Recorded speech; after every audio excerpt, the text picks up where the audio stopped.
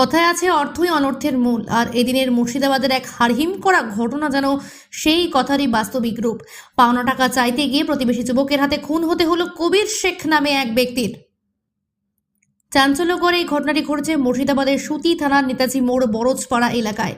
জানা যায়, গত বেশ কয়েকদিন ধরে কবির শেখ এবং রেজাউল শেখের মধ্যে চলছিল বাদানুবাদ। আর সেই টাকা চাইতে গিয়ে খুন হতে হলো কবির শেখকে। এদিন সকালে রেজাউলের কাছে পাওনা টাকা চাইতে গেলে শুরু হয় অশান্তি। আর সেই সময় ধারালো অস্ত্র দিয়ে কবির শেখকে এলো পাথারি কোপাতে থেকে রেজাউল শেখ। আশঙ্কাজনক অবস্থায় কবির শেখকে উদ্ধার করে মহিষাউল ব্লক স্বাস্থ্যকেন্দ্রে নিয়ে যাওয়া হলে চিকিৎসক মৃত বলে ঘোষণা করে। ঘটনার খবর পেয়ে তড়িঘড়ি ঘটনাস্থলে পৌঁছায় সুতি থানার পুলিশ। পাশাপাশি যদিও অভিযুক্ত রেজাউল শেখকে গ্রেপ্তার করে ও ঘটনা তদন্ত শুরু করেছে সুতি থানার পুলিশ। আমরা পরে শুনতে পেলাম এরকম ব্যাপার নিয়ে ওদের